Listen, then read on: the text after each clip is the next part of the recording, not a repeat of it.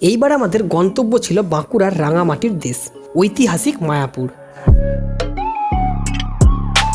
এখানেই বাজারের পাশে দাঁড়িয়ে আছে প্রাচীন হাকান্দা শিব মন্দির, যেটি প্রায় 1800 থেকে 2000 বছরের পুরানো। ওড়িশি স্থাপত্যে তৈরি এই মন্দির মাকড়া পাথরের, আর শিবরাত্রির দিনে এখানে হয় দারুণ জাঁকজমক অনুষ্ঠান। আমরা গেছিলাম কামারপুকুর থেকে শিহর গ্রাম হয়ে, কিন্তু মাঝপথে রাস্তা ভুল করায় প্রায় 10 কিমি বাড়তি ঘুরে ফেলি। কিন্তু সেই ভুল পথই আমাদের উপহার দেয় এক অনন্য সৌন্দর্য।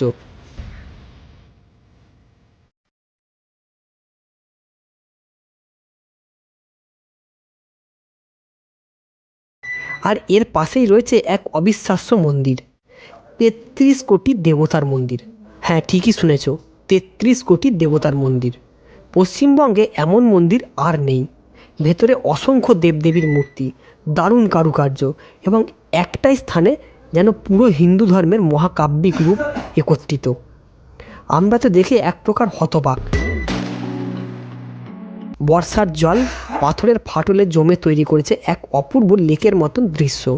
সবুজ শ্যামল প্রকৃতি, বিশাল পাথরের গর্ত, আর থমকে থাকা জল, এক্কেবারে যেন কল্পনার লেক। এমন দৃশ্য দেখে সত্যি আমাদের মন ভরে গেছিল। তোমরা কেউ যদি মায়াপুরের এই বিস্ময়কর মন্দির দেখতে চাও তাহলে আমার সাথে যোগাযোগ করো। চলো নিজের চোখে দেখে আসি হারিয়ে যাওয়া ইতিহাস আর প্রকৃতির অপরূপ সৌন্দর্য।